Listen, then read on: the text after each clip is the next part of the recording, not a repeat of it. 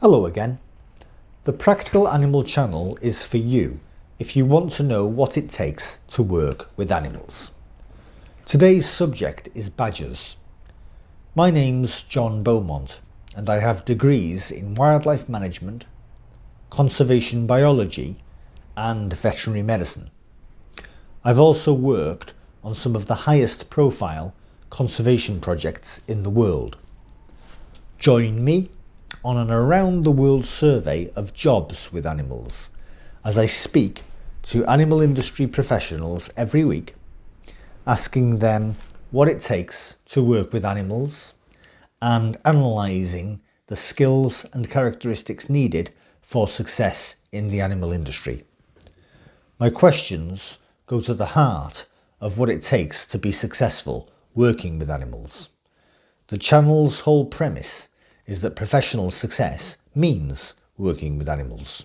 It's all I ever wanted to do, and if that's true for you, then please consider subscribing to the channel so as not to miss out on the weekly interviews.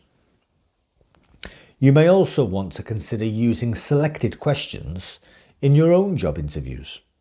Also, if you are a student of English as a foreign language, you can use my videos as listening practice for your learning.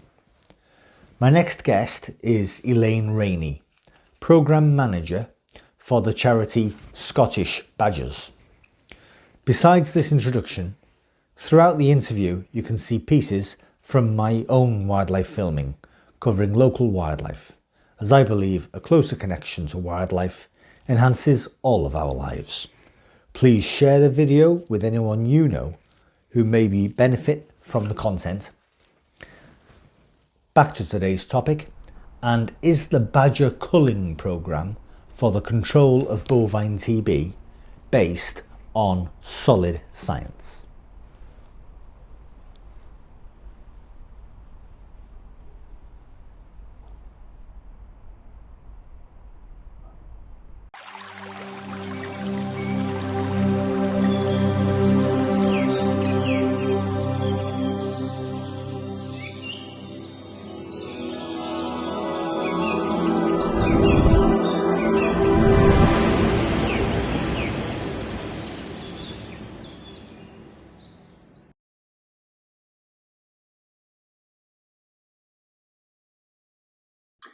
So Elaine, you've got quite an unusual job. You work with badgers. Can you explain what your job involves, please?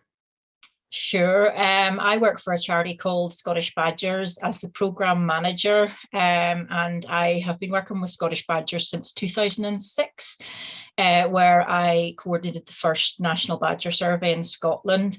And so since then, I've been working on lots of different projects for Scottish Badgers, including targeted work in areas of wildlife crime, working with communities and trying to change the culture around that, to working with young people, to getting people with neurodiversity involved in surveying and badger work as well. So it's been a real range of different types of work that I've managed to do through my job.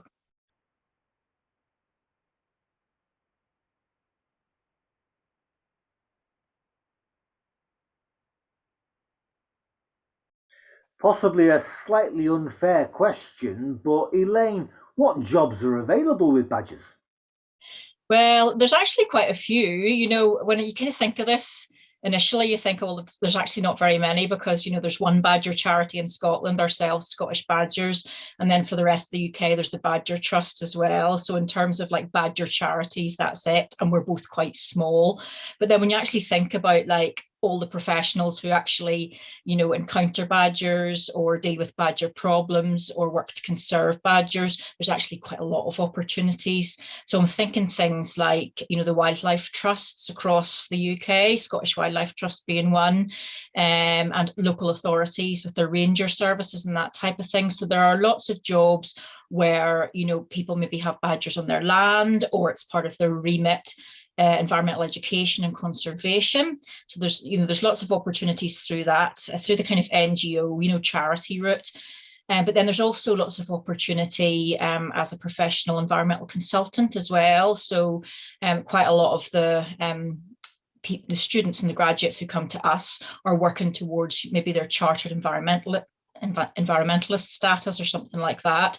And so that's a really nice way to help badgers as well as an environmental consultant or as an ecologist. So that might be the kind of thing where you would be going out, maybe if a developer was building houses in a site, and you'd be called in to, as the ecologist, to survey for badgers, to assess the impact of the development on badgers, and also to come up with some mitigation to protect the badgers as well. So that's a really nice kind of varied job as well. You'll be working on road developments, housing developments, all sorts of stuff, trying to protect badgers, and also to help developers, with their kind of legal obligations with regard to badger protection as well.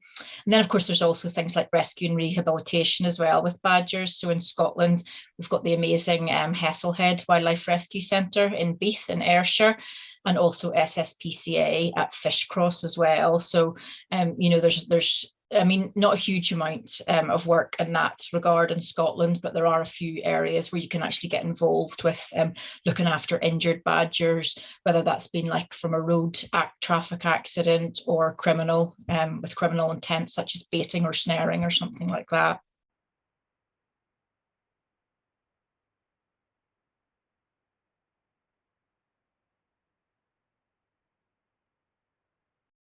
So there's quite a few jobs, really. Wow. Elaine, people who work with wildlife and conservationists talk about the red list. What is it, please? And are badgers on it? So it's a list that came out from the IUCN back in the 60s, and it's really to help it's a global system of identifying species that are most at risk. So in the UK, a few years ago, actually, the Mammal Society came up with the first official red list for British mammals. And so there were about 11 species out of our, say, 47 native mammals on that. And that was things like the harvest mouse, the wild cat, the red squirrel, mammals that are really, something that's on the red list is really pushing near extinction unless something is really urgently done about it. So badgers don't actually fall into that category in terms of they're not completely near extinction, although that doesn't kind of give us any any kind of relief, really, or we can't kind of rest on our laurels with that, really, because there are areas within Scotland for sure that badgers are locally going extinct. And then we've also got issues down in England with the cull and that type of thing as well. So although they aren't on the list, they are protected. They do have legal protection.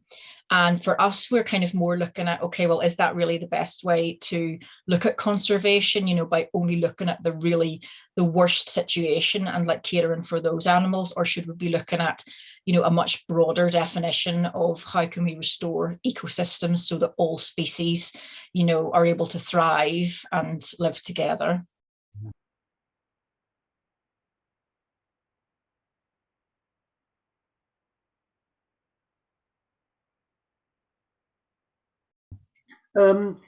Elaine, do we know how many badgers there are in the UK and whether or not the national population is stable, increasing, decreasing?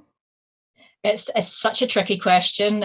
So the Handbook of British Mammals, the last estimate for the badger population of the whole of the UK was somewhere between 400,000 and 450,000.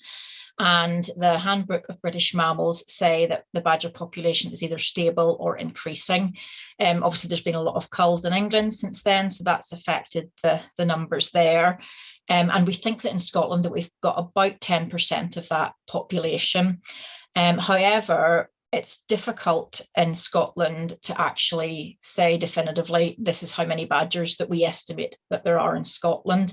And that's because a lot of the work that's been done around average social group sizes in different habitats has actually been done in, southwest of England. So we have like different habitats up here, up in the Highlands, badgers act very differently. They don't live in these kind of social groups. They're more kind of nomadic. So to actually put a figure on the number of badgers there are in Scotland is difficult. So what we did when I first started working with Scottish badgers back in 2006 was we ran the national the Scottish Badger Distribution Survey. So we were actually looking at the distribution of badger main sets rather than the number of badgers. So a main set is somewhere that badgers more or less do their breeding and is in continual use within their territory year round. And so we figured that if a badger, if there's a main set in an area, then that represents one badger clan. So we're looking at more kind of how many social groups of badgers are there in Scotland. So back in 2006, there was about 9,000 social groups in Scotland, badger social groups. And now what we're doing is we've started off a rerun of that survey that we're going to be doing until 2025, and we're going to be looking at, is the population stable? Is it increasing?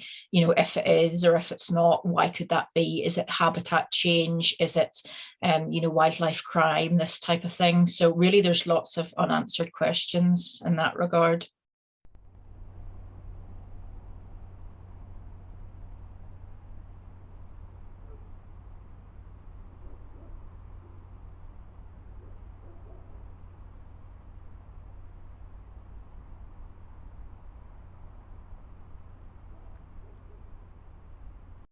It's fascinating that you say that badgers in Scotland are nomadic as opposed to south of the border where they live in social groups.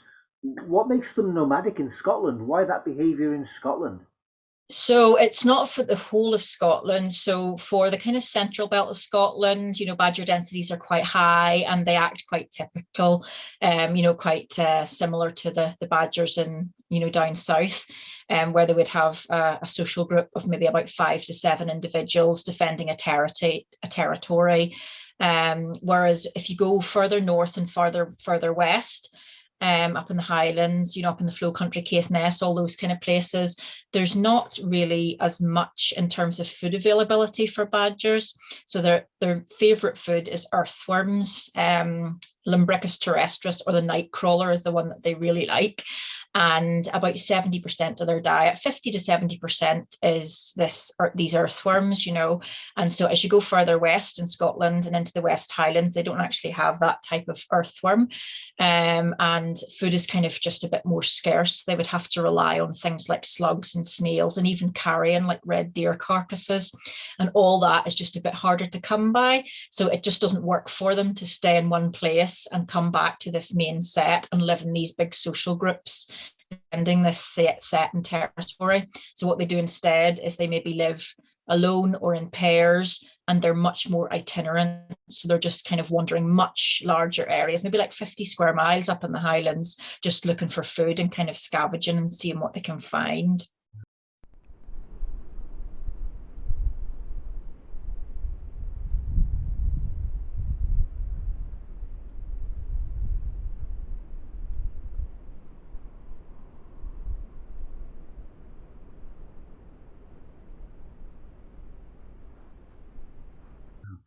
Elaine, can you describe your own connection to badgers, please? Yeah, sure. It's interesting. When I started working for Scottish Badgers in 2006, badgers weren't really my thing. I was employed because of my volunteer management experience, because we needed 600 volunteers to do this big badger survey in Scotland. And the trustees at the time said to me, "It's fine. You'll learn the badger stuff, quick enough, and it'll be grand." And so it's safe to say, I think that badgers have more grown on me, rather than it being a choice, that these are my favorite animals type thing. But I remember, like, one of my first experiences of actually watching badgers, when I was kind of being taught the ropes back in 2006, and we were sitting just in one of the hills in the centre of Edinburgh, actually.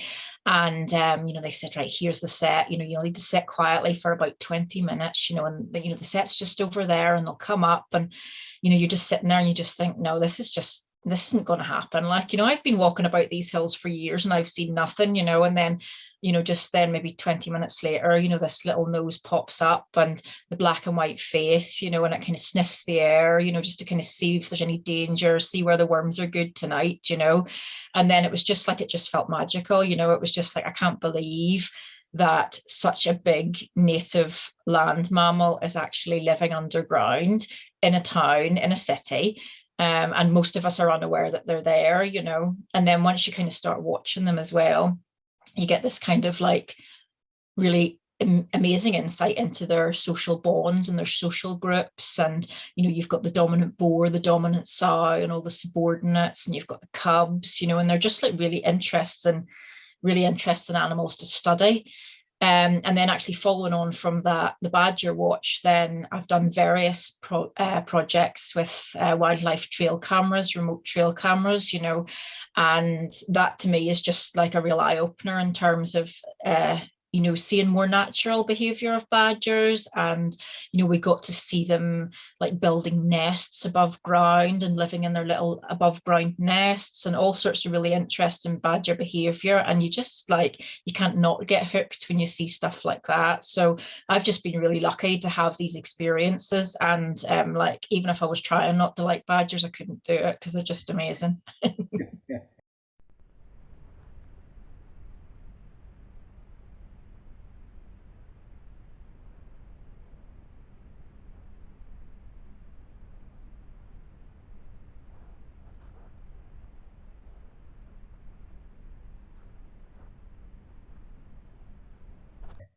Elaine, can you describe how your own career developed, please? Yeah, it's not been a straight path, which yeah, I think a lot of people are like that these days. But so I left grammar school in Northern Ireland, wanting to be an architect, and I spent 5 years at architecture school. And I really liked working, with natural spaces and the natural environment, and thinking about how people use spaces and how they interact with their environment and that type of thing. And I did lots of work like with really interesting projects, like eco design projects and that type of thing. And so through that job, I got to meet and work with some really amazing eco landscape architects who were doing really good work, up in the Highlands and stuff with native plants and this type of thing. And I was just like, this is really interesting. I just love this connection with nature and how we can like bring people closer to nature in all these different ways. And so then I was basically quite disillusioned, and I just thought, I'm not sure if I want to be doing this. I think I want to be out there, kind of in amongst nature and enthusing people about nature.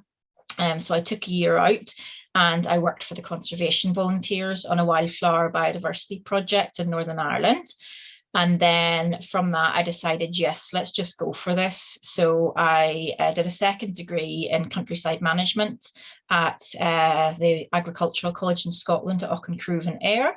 And then a year later, after I graduated from that, I got this job with Scottish Badgers, running the Scottish Badger Distribution Survey, and I've pretty much been here ever since.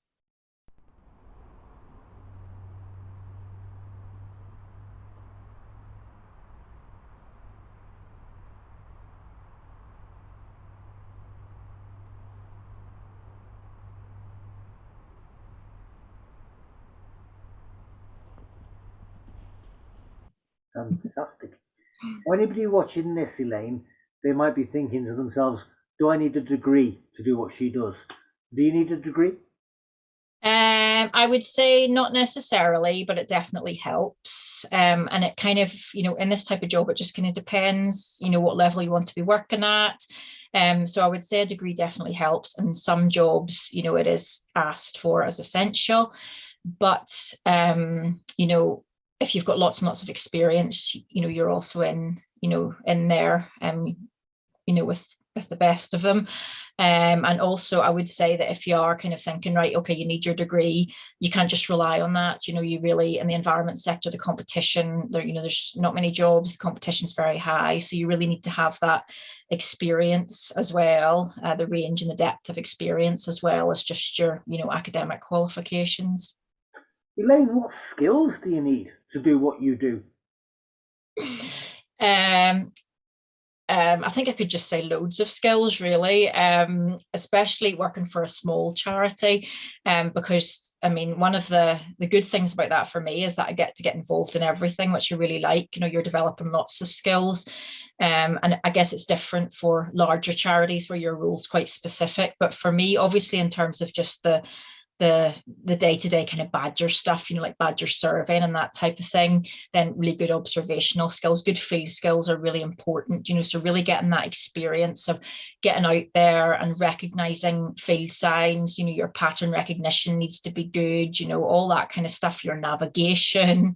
But then as well as that, I do loads of different types of things for Scottish badgers. And I think anyone working for an environmental NGO is going to have those kind of people skills. We're working with volunteers a lot. We rely on volunteers because we only have a few staff.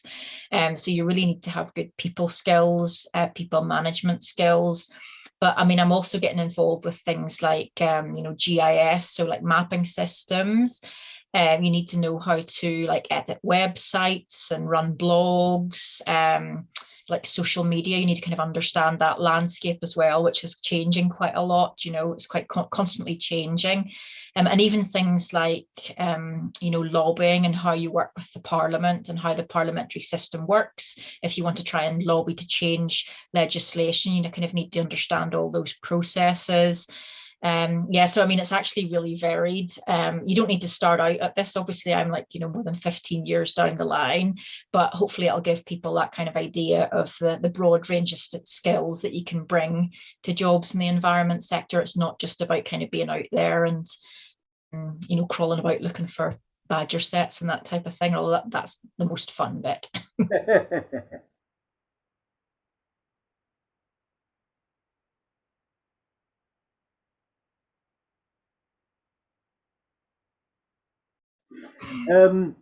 Elaine, if we can cross over to the dark side for a minute, as it were. Something that you mentioned earlier on, somebody watching this might prick up their ears and be shocked by it. Can you talk about this badger cull? What is it? Is it justified? What's it all about? Yeah, so I will start off by saying that this isn't really my area of expertise, and I'm glad that it's not my area of expertise because in Scotland we've had bovine TB free status since 2009, and in Scotland that's basically down to really good cattle, a really good biosecurity in farms, so good biosecurity, but also good testing regimes in cattle, so more sensitive testing, stricter movement controls, and quick removal of infected cattle from herds and that type of thing. So it's important to point out that bovine TB is essentially a disease of cattle. So bovine TB, it's kind of in the name. So the bulk of the transmission is cattle to cattle, and it spreads by movement of cattle. But within that movement, within that spread, then there's also the potential for it to spread to other species. And that means wildlife as well. So things like badgers, but not just badgers. So this is where the issue comes really in terms of how that it's, how bovine TB is controlled.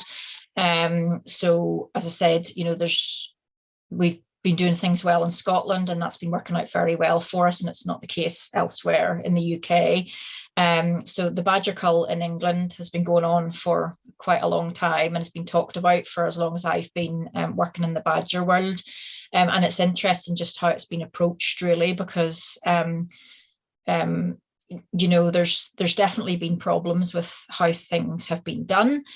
For example, the kind of standard way of, they're culling badgers to try and control bovine TB is the big thing, but they're also culling badgers by shooting free-running badgers. So there's been lots of research to show that that's a difficult thing to do because of the shape of a badger. It's hard to shoot a lethal shot, shall we say, and because they're moving and that type of thing. But also, if you try and shoot badgers within a clan, then it has what's called a perturbation effect. So it actually makes the badgers within that clan who aren't shot actually move further afield, and then it can potentially spread disease. So it's a bad idea, and it's been proven to be a bad idea. So it's really unfortunate that that's the approach that's been taken. And really, I would say that it's about about cattle, stricter biosecurity in farms, and it's all about cattle and vaccination of cattle. Now, you can vaccinate badgers, and that is effective, but it's just always getting back to that. It's a disease of cattle, and that really needs to be addressed first.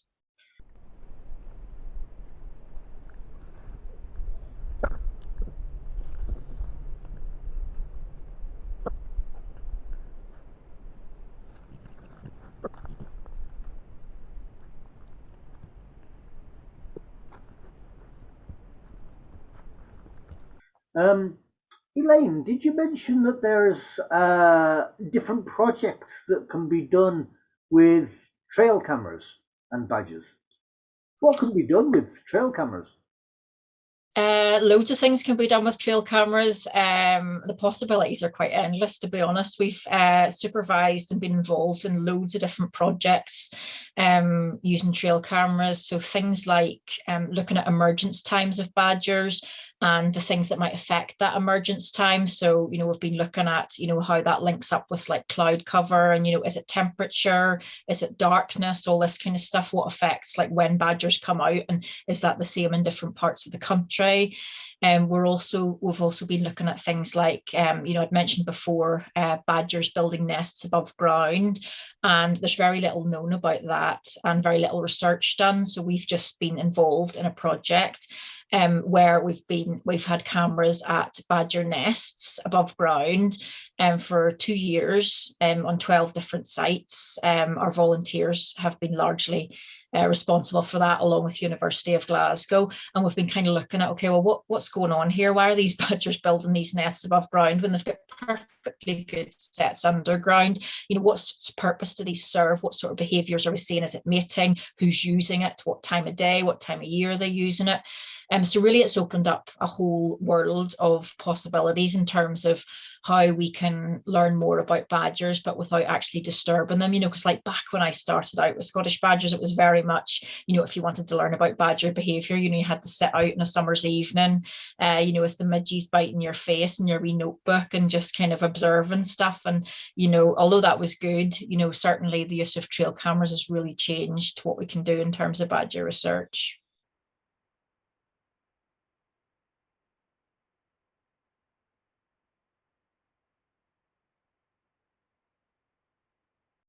Yeah, I'm actually quite obsessed with using trail cameras. I have them out about 3 times a week. Um, where does this stuff, the research, get published, Elaine? Well, there's various journals, really, Journal of Ecology, Journal of Zoology, that type of thing. It just depends on the slant of the research.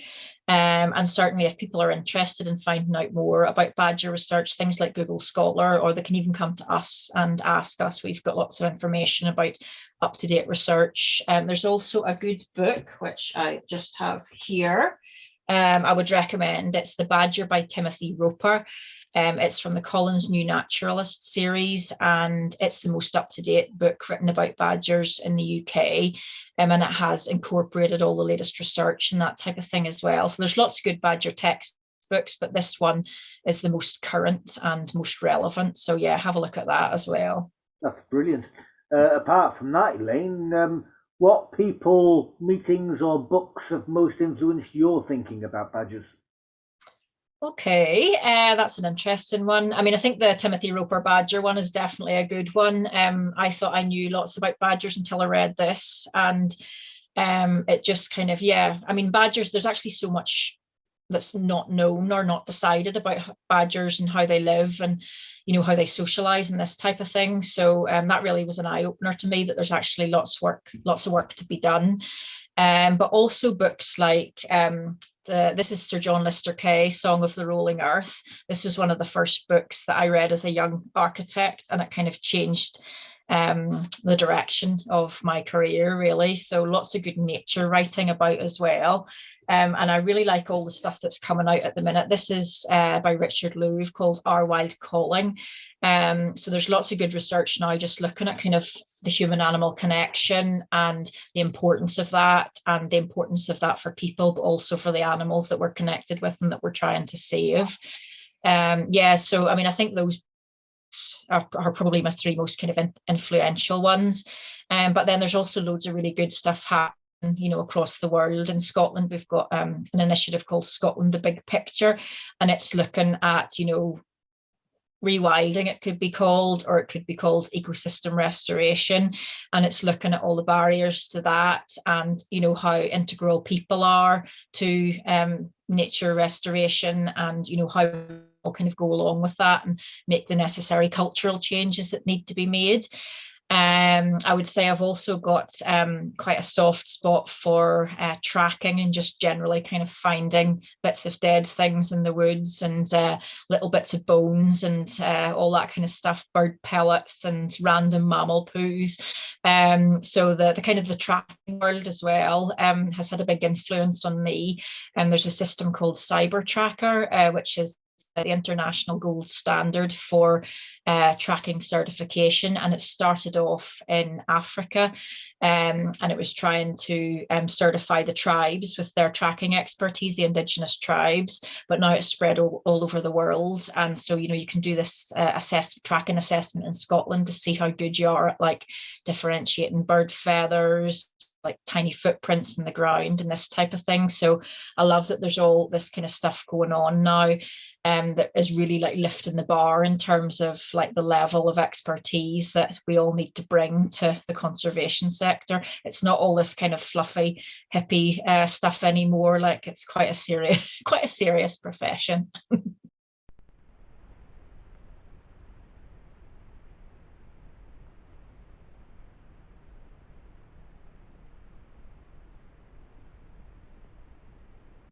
Elaine, are there badger sanctuaries around?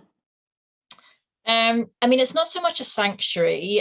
So I'd spoken at the beginning of the interview about places like wildlife rescue and rehabilitation centres. So things like Hesslehead Wildlife Rescue in Beath in Ayrshire, the SSPCA unit at Fishcross up in Alloa. And their job isn't so much to be a badger sanctuary. Their job is to get the badgers in and out as quickly as they can. So the thing with badgers is if they're injured and they come in for rehabilitation, they really need to get back into their natal clan as quickly as possible. And that needs to happen quickly. It's not possible or very difficult to kind of rehome them and into other clans or other areas. The kind of the first goal is to get them back into their original clan. So yeah, I mean, there's that kind of work happening a lot in Scotland. And I mean, maybe there's the odd situation where a badger cannot go back into the wild for a range of different reasons. So there's places like Five Sisters Zoo in West Calder. They have a badger that actually came from elsewhere in Europe that wasn't able to go back into the wild, and so they've given it sanctuary at the zoo. So in terms of sanctuary, not so much, but definitely lots of good work being done in Scotland in terms of rescue and rehabilitation.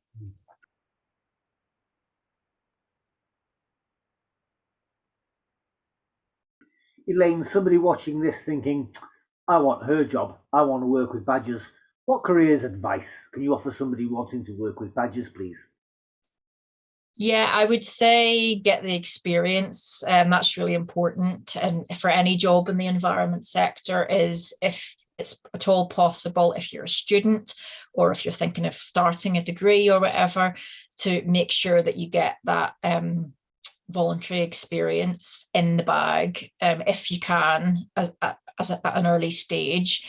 As I said before, there's not a lot of jobs in the environment sector, and competition's very high, and so a lot of people unfortunately are having to do maybe a year's unpaid work as a volunteer or something like that. It's like interns and that type of thing.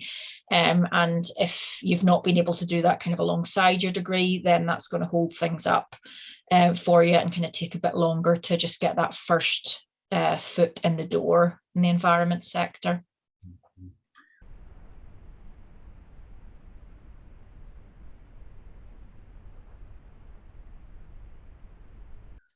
Elaine, is there anything that you'd like to add?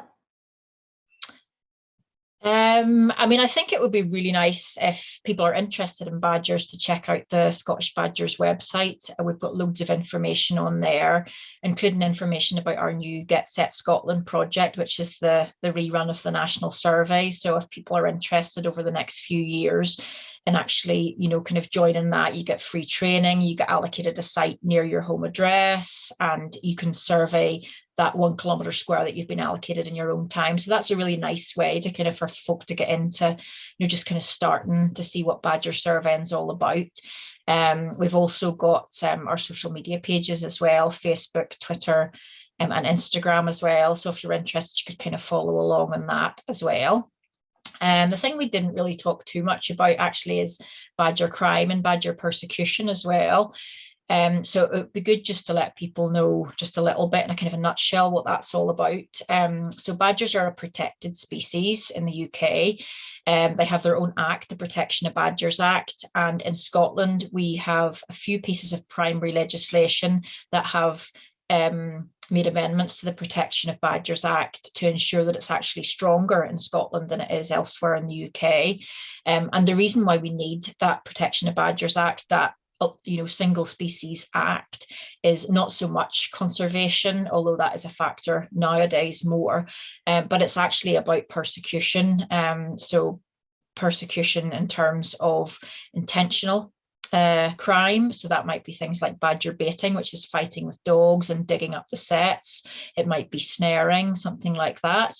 It could also be unintentional or what might be considered reckless acts as well. So that could be things like unlicensed forestry operations or illegal forestry operations or agricultural operations, maybe like ploughing over the top of a badger set, felling a tree over the top of a badger set, that type of thing.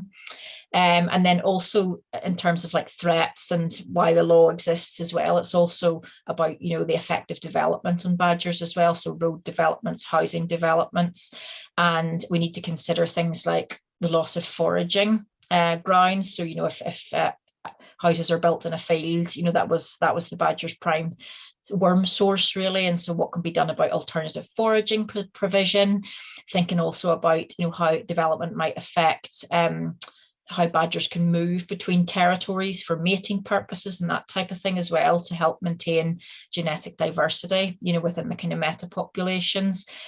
So there's lots in that as well, lots involved in terms of what we're doing to protect badgers and the threats that they're facing in Scotland. Is badger baiting on the increase or decrease or stable?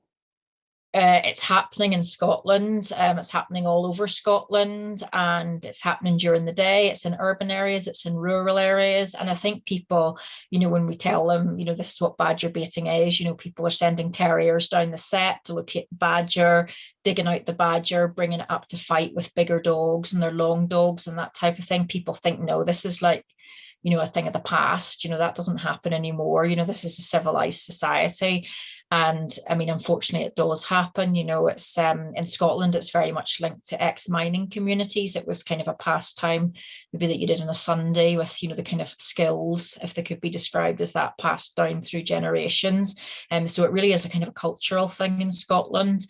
And it kind of exists under the radar. Lots of people don't know about it, but obviously there's welfare implications, not just for the badgers, but also for the dogs. If you think, the people who are baiting badgers, the dogs really get quite severe injuries, and those dogs don't get taken to the vets, because if the vets saw the injury, they would know that it's come from a badger just because of, how it's done, and so it's definitely an issue for dog welfare as well as just badgers.